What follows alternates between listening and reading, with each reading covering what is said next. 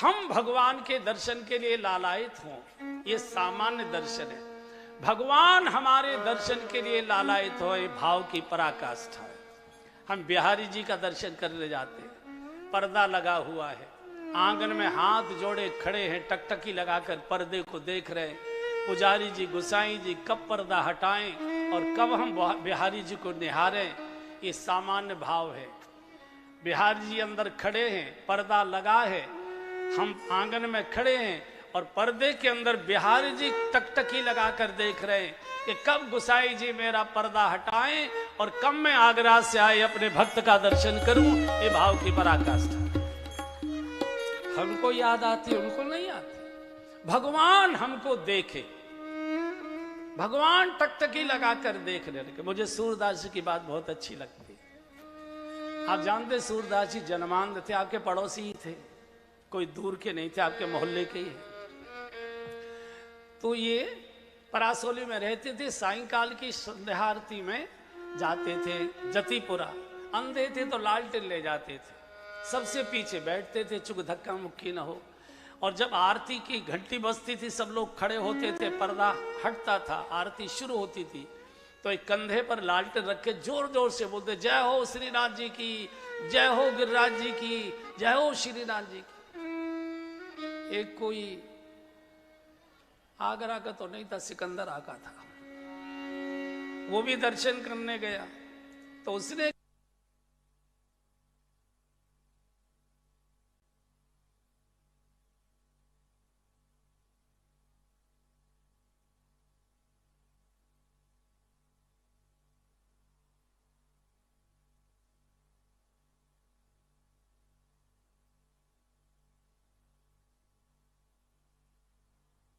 कोई नई बात तो कह नहीं रहा है, दुनिया जानती है मैं जन्मांध हूं, लेकिन तू जो ये उदाहरण दे रहा है कि दिखाई तो तुमको नहीं देता, ये कंधे पर लालटेन रखकर हल्ला मचाने से क्या फायदा है। मैं ही तो अंधा हूं, मुझे ही तो नहीं दिखाई देता। लालटेन कंधे पर रखकर तो मैं इसलिए हल्ला मचा रहा हूं कि श्रीनाथ जी को हल्ला मचाता सूरदास दिखाई दे जाएगा लालटेन के प्रकाश में, उनकी दृष्टि आ जाएगी। यहाँ कई राजनीतिक क्षेत्र में काम करने वाले महापुरुष बैठे, अपने कोई प्रिय नेता की सभा है, लेकिन भीड़ बहुत है, पुलिस जाने नहीं दे रही। तो आप भीड़ में खड़े होकर उचक उचक कर अपने नेता की ओर देखते, कभी आंख मिल जाए, कभी आंख मिल जाए, कभी आंख मिल जाए, और आंख मिल गई तो संतोष हो जाता है कि उन्होंने हमको देख लिया, बात पूरी हो।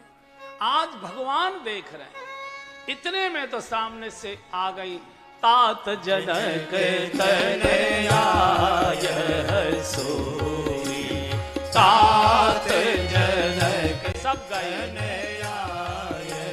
सोई, धनुष यज्ञ जेहि कारण होई, धनुष यज्ञ जेहि कारण होई, पूजन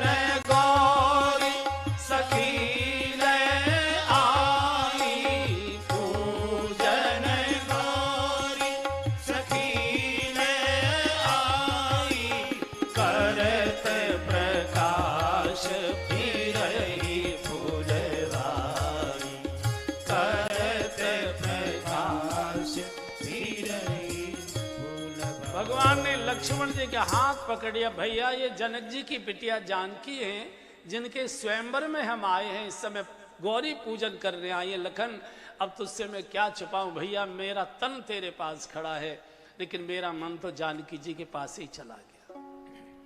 और ये सत्य भी है, भगवान का मन तो भक्ति के ही पास जाएगा, भोग के पास तो जाएगा नहीं। भगवान अपने छोटे भाई से श्रृंगार की चर्चा कर रहे हैं। आज के इस वासना के युग में भी अगर कोई युवक किसी लड़की के प्रति आकर्षित हो जाता है, उसकी चर्चा अपने भाई से नहीं करता। हाँ, बहन को तो शायद कर देता होगा, लेकिन भाई से नहीं करता। आज भगवान छोटे भाई से श्रृंगार की चर्चा क्यों? भगवान जानते हैं लक्ष्मण से कुछ नहीं छुपाया जा सकता। लक्ष्मण शेषनाग के अवतार हैं, भगवान की शैया है, और भगवान सारी लक्ष्मी जी से श्रृंगार की चर्चा तो शेष के ऊपर ही बैठकर करते हैं, लक्ष्मण से क्या छुपाना। दूसरे लक्ष्मण जैसा वैरागी आज तक इस पृथ्वी पर हुआ नहीं। लक्ष्मण जी ने कभी जीवन में जानकी जी को भाभी कहकर नहीं बोला, हमेशा मां कहकर बोला करते। और ये घटना कब पता लगी? और ये भी सत्य है कि लक्ष्मण जी ने कभी जानकी जी का चेहरा नहीं देखा, चरण ही देखे। एक जानकारी हुई, जब सीता जी का हरण करके रावण ले जा रहा था तो किष्किंधा की पहाड़ी पर सुग्रीव बैठे अपने सेवकों से, सचिवों से बात कर रहे थे। तो जानकी जी ने सारे आभूषण उतार कर वहां डाल दिए और वो कोटली में बांधकर सुग्रीव ने रख लिए। जब भगवान सीता जी की खोज करते करते किष्किंधा पहुंचे तो सुग्रीव ने कहा, महाराज रावण एक महिला का अपहरण करके ले जा रहा था, रोते रोते उस महिला ने कुछ आभूषण गिराए हैं, हमने रख लिए हैं, आप पहचान लीजिएगा, जानकी जी के हों तो रावण ले गया है, दिखाओ। पोटली खोली गई, एक एक आभूषण। लखन, ये शीश फूल जानकी जी का है क्या? ये नथ जानकी जी की है क्या? ये कर्ण फूल जानकी जी का है क्या?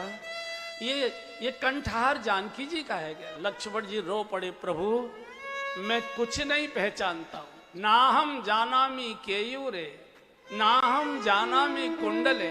फिर क्या पहचानते हो? बोले नूपुरे अहम जानामी, मैंने तो माँ के चरण देखे हैं, नित्य पादा भी बंदने, माँ के बिछिया नूपुर तो पहचान सकता हूं। ऊपर इतना बड़ा वैरागी जिसने कभी जीवन में भाभी नहीं कहा जानकी जी को।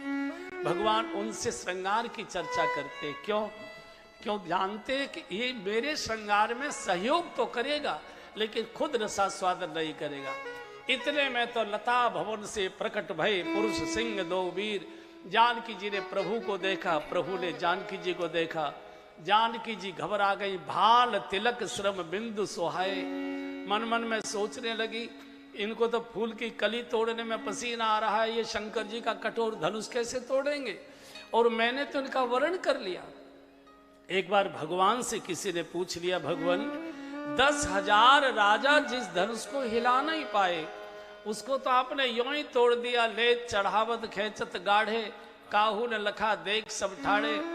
और फूल की कली तोड़ने में आपको पसीना आ गया, ये क्या लीला की? भगवान ने कहा, देखो भैया, धनुष तो अहंकार का प्रतीक था, कठोरता का प्रतीक था।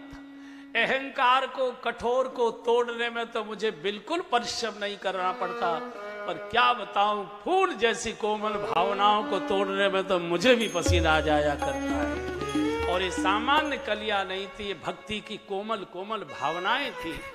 और भक्ति की कोमल भावना को तोड़ना तो भगवान के वश की बात नहीं। पुनः गौरी पूजन के लिए गई भवानी भवन बहोरी। बहुत भावरी विनती गाई, बहुत रो रो कर विनती की है और इतना भाव से की कि विनय प्रेम वश भई भवानी, विनय प्रेम वश भई भवानी, खसी माल मूर्ति मुस्कानी, खसी माल मूर्ति मुस्कानी। विनय में कितनी ताकत होती है कि पत्थर की मूर्ति मुस्कराने लगी। हमारा अहंकार इतना ज्यादा है कि हमको देख के पड़ोसी भी मुंह बिगाड़ लेता है। विनय प्रेम वश भई भवानी, खसी माल मूरत मुस्कानी। आशीर्वाद दे दिया, सुन सिया सत्य आशीष हमारी, सुन सिया सत्य आशीष हमारी, पूजहि मन कामना तुम्हारी, पूजहि मन कामना तुम्हारी। जानकी जी, हम सच्चा आशीर्वाद दे रहे हैं, इसका अर्थ आशीर्वाद झूठा भी होता होगा और आगरा में तो होता है। 10 कैंडिडेट आपसे वोट मांगने आए, 10 को आशीर्वाद देते हो कि नहीं? वोट तो एक को ही देते हो। इसलिए कहना पड़ा, सुन सिए सत्य आशीष हमारे, हम सच्चा आशीर्वाद दे रहे, जाओ जो तुमने वरण मन में किया है वही तुमको पति रूप मिलेंगे। यहां से चले हैं और आज का प्रातःकाल का सूर्योदय जानकी जी के भाग्य का निर्णय लेकर प्रकट हो रहा है। देश विदेश के सब राजे महाराजे रंगभूमि की ओर आज स्वयंवर का फाइनल कार्यक्रम है, पूर्ण कार्यक्रम है। आज बड़ी भारी भीड़ है, सब राजे महाराजे दौड़े चले जा रहे हैं। इधर विश्वामित्र जी के साथ भगवान राम और लक्ष्मण जी जब रंगभूमि में पधारे तो पूरे जनकपुर के नागरिक दौड़ पड़े भगवान का दर्शन करने के लिए। जिनकी जैसी भावना थी, जाके रही भावना जैसी, प्रभु मूर्ति तिन देखी तैसी। जो वहां संत लोग बैठे थे, भगवान उनको इष्ट के रूप में दिखाई दे रहे हैं। जो ज्ञानी जन बैठे थे, भगवान तत्व के रूप में दिखाई दे रहे हैं। जो अहंकारी राजा बैठे थे, भगवान उनको भयानक रूप में दिखाई दे रहे हैं। जो दानव मानव रूप लेकर बैठे थे, भगवान उनको काल के रूप में दिखाई दे रहे हैं। नगरवासियों को भगवान अपने सगे संबंधी के रूप में दिखाई दे रहे हैं और जनक और सुनैना जी को भगवान अपने बेटे के रूप में दिखाई दे रहे हैं। जैसी जिसकी भावना थी, सम मंचनते मंच एक सुंदर विशद विशाल, मुन समेत था बंद दो, बैठा रे महिपाल। दोनों को सबसे ऊंचे मंच पर बिठाया गया। अब शतानंद जी ने कहा जनक जी को, राजन बिटिया को बुलाइए, स्वयंवर का मुहूर्त आ रहा है। आज सखियों ने बहुत दिव्य श्रृंगार जानकी जी का किया है, लेकिन माँ के श्रृंगार का वर्णन करना अपराध माना गया है। क्योंकि माँ तो माँ होती है, चाहे स्वरूप है चाहे कुरूप है। माँ तो सब प्रकार से पूज्य हुआ करती है। गोस्वामी जी सुभग श्रृंगार, धीरे धीरे मंडप के अंदर प्रवेश हो रहा है भक्ति महारानी का। दिव्य सुगंध जैसे आ गई हो और मधुर गीत की स्वर लहरी चल रही है। धीरे चलो सुकुमार, सुकुमार सिया प्यारी, धीरे चलो सुकुमार, सुकुमार सिया प्यारी, धीरे चलो सुकुमार, सुकुमार सिया प्यारी।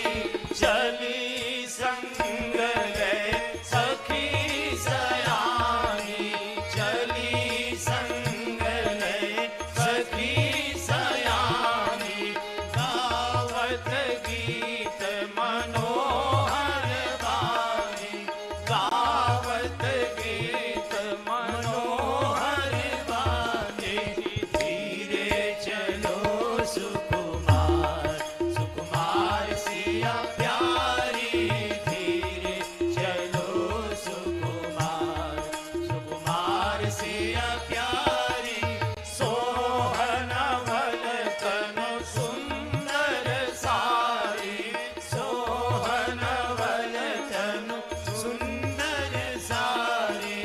जगत जननी अतुलित छवि भारी, जगत जननी अतुलित छवि भारी। धीरे चलो सुकुमार, बजाते रहो। सुकुमार सिया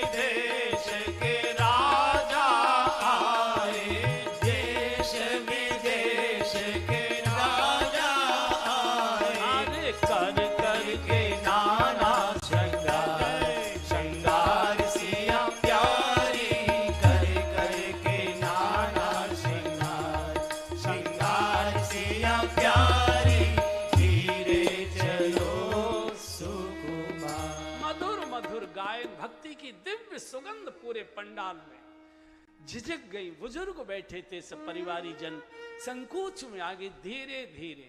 बंधु जानकी जी भक्ति की प्रतीक है और भक्ति भजन धीरे धीरे ही बढ़ाना चाहिए। देखा देखी अगर एक साथ बैठ गए भूखे प्यासे अनुष्ठान करने के लिए, बीमार हो जाओगे, जो कर रहे थे वो भी छूट जाएगा। इसलिए हमारे शरीर की क्या स्थिति है उसके अनुसार ही भजन करिए। अगर हम डायबिटिक हैं तो खाली पेट नहीं, कोई न कोई चाय बिस्कुट लेकर करिए। भजन में इसका कोई संबंध नहीं है कि बिना खाए पिए ही करेंगे। देखा धीरे, हमारा शरीर जो गवाही देता है वो धीरे चले, चूंकि भक्ति बहुत सुकुमार होती है, सुकोमल होती है। ज्ञान की तुलना वृक्ष से की गई है।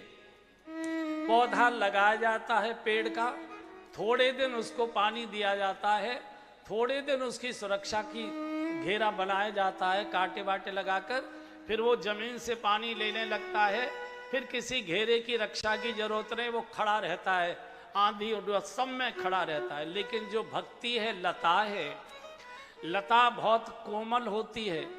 लता को लगाइए, अगर बहुत दिन तक पानी देना भूल गए तो सूख जाएगी, और झंझट काटने के लिए एक साथ बाल्टी पलट दी तो पीली हो जाएगी, गल जाएगी। तो जितना पानी जल आवश्यक है उतना ही उसको डालिए। भजन हमारा शरीर जितनी गवाही देता है उतना ही करिए।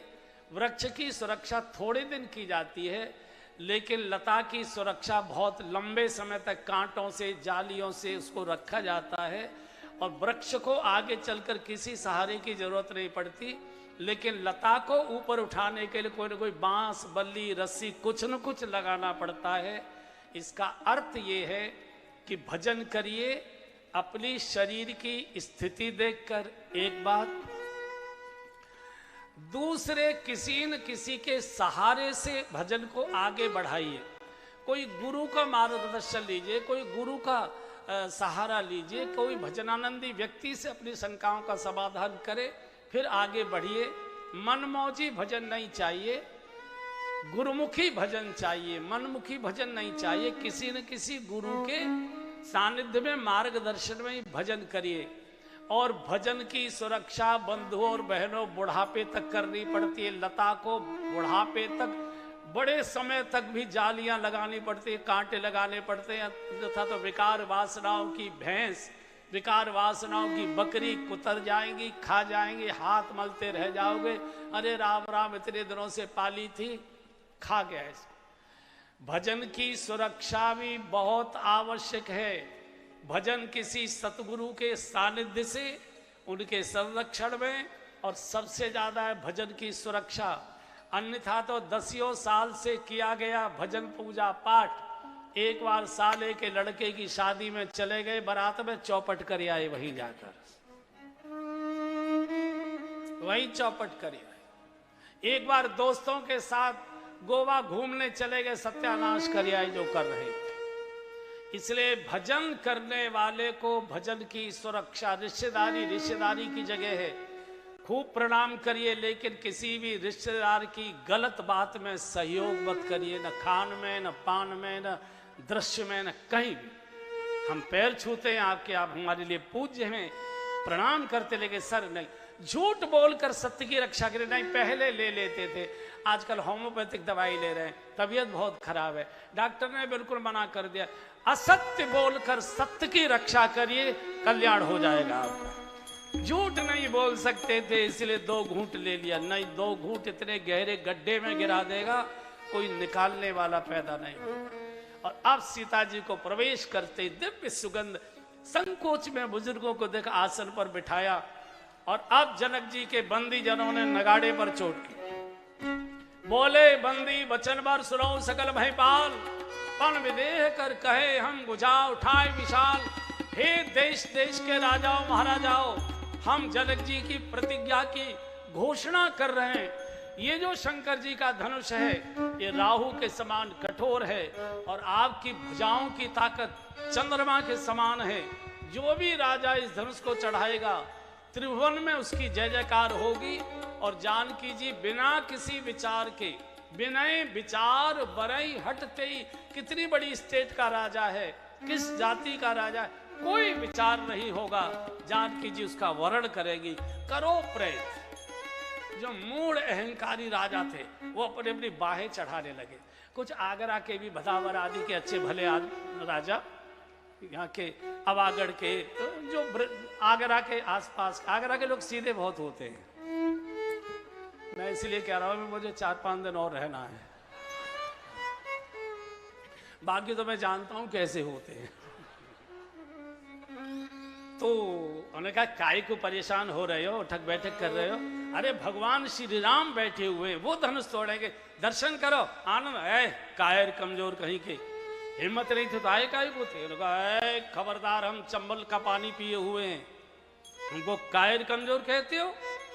फिर क्या हुआ कि डर गए? बोले डरे नहीं, समझ आ गई। घर से जब चले थे, हम भी जानकी जी के साथ विवाह की इच्छा लेकर चले थे, लेकिन यहां आकर हमको पता लगा जानकी जी धरती की बेटी हैं, भूमि की पुत्री हैं, और हम भूपति हैं, धरती के मालिक हैं। इसका अर्थ है जानकी हमारी बेटिया हुई। और कोई भी बाप अपनी बेटी से अपना विवाह सोचे, इससे बड़ा कोई और महापाप हो सकता है क्या? हमने विचार त्याग दिया। तो मूढ़ राजा ने कहा फिर काय के लिए बैठे हो? बोले कन्यादान लेने के लिए बैठे। अब कन्यादान लेकर जाएं, लेकिन चले इष्ट देवन सिरराय। मूढ़ राजा चलते हैं और उठाने की कोशिश करते हैं, धनुष हिलने को तैयार नहीं, फिर सिर झुकाकर बैठ जाता है। एक स्थिति ऐसी आगे कि भूप सहस दस एक ही बारा, लगे उठावन जरहीन डार।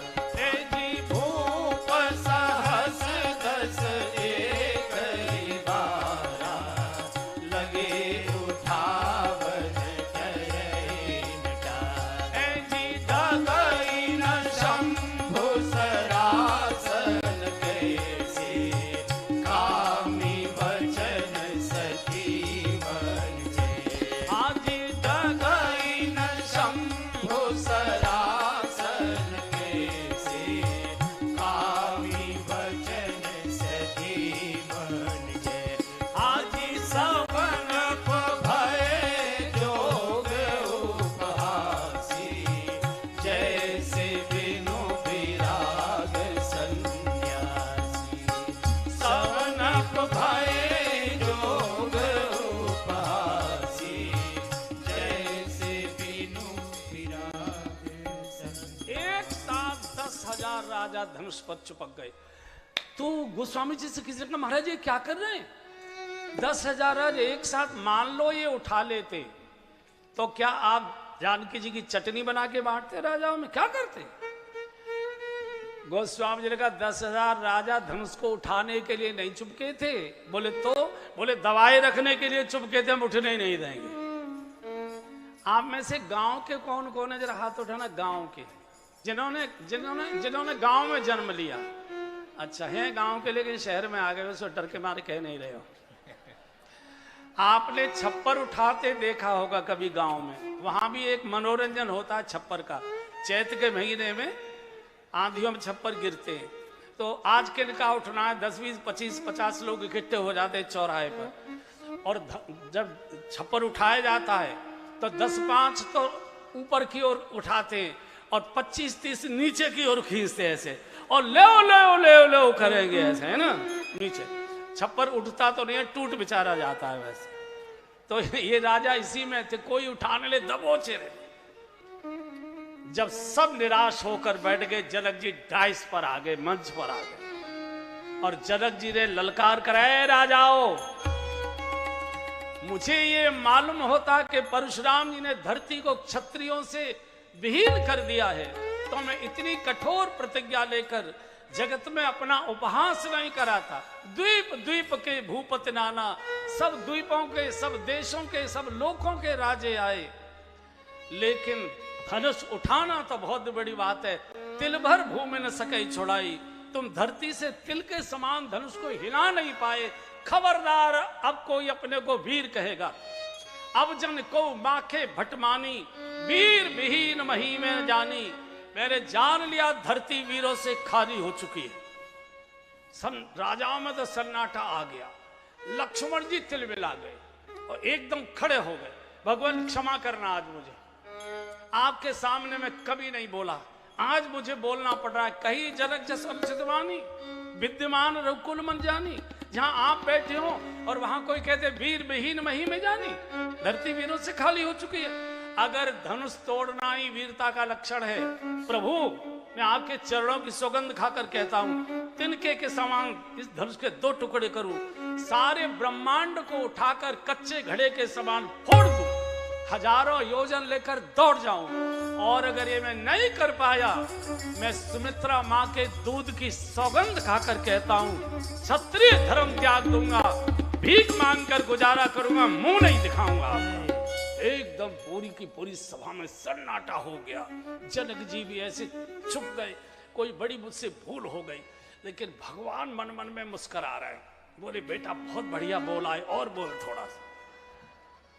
तो लक्ष्मण जी का प्रभु मैं लाल हो रहा हूं और आप कुछ बोल नहीं रहे। भगवान ने कहा तेरा लाल होना बहुत जरूरी है। बोले क्यों?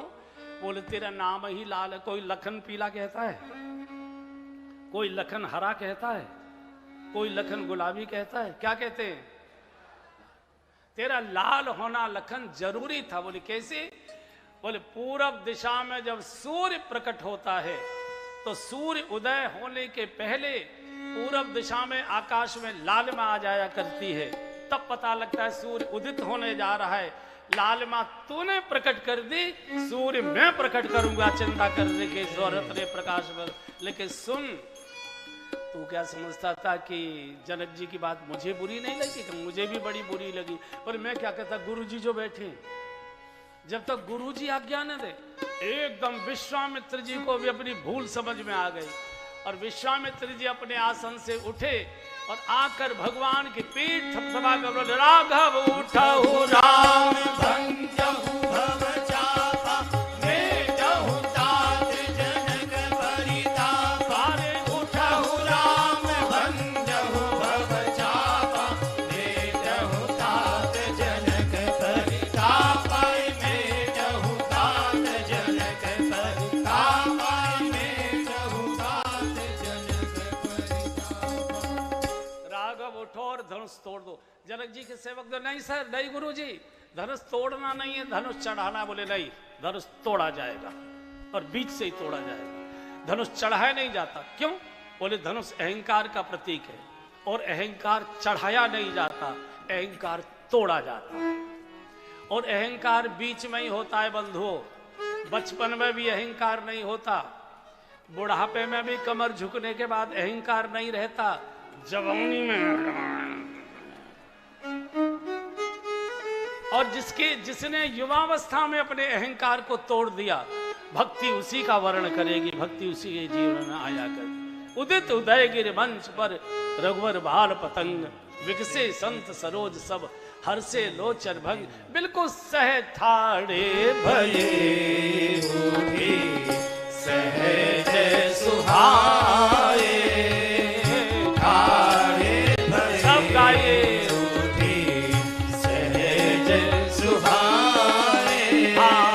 ठाड़े भये उठी, सहज सुभाए, ठाड़े भये उठी, सहज सुभाए, ठवने जुबा मृग राजे न जाए, ठवने जुबा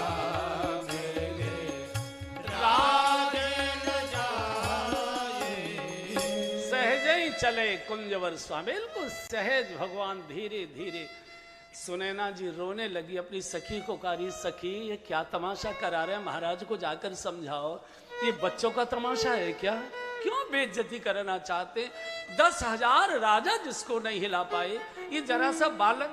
सेवका ने कहा, महारानी जी क्षमा करिए, तेजवंत लघु गनीन रानी, तेजस्वी की आयु नहीं देखी जाती।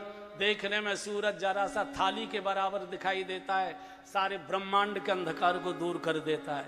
मंत्र जरा सा होता है, बड़े से बड़े देवता को वशीभूत कर लेता है, जरा सा त्रिशूल होता है बड़े से बड़े हाथी को काबू कर लेता है। धैर्य रखो, यही धनुष तोड़ेंगे। पूरे जनकपुर के नर नारी स्त्री पुरुष सब मन ही मन भगवान शिव को, भोलेनाथ को पुकार रहे हैं, हे भोलेनाथ, हे अवडरदानी, हे शंकर भगवान, आज तक जो कुछ हमने पूजा पाठ जप तप नियम व्रत अनुष्ठान कावड़ जो कुछ भी चढ़ाया हो, आज सबका फल एक साथ दे दो, धनुष को हल्का कर दो।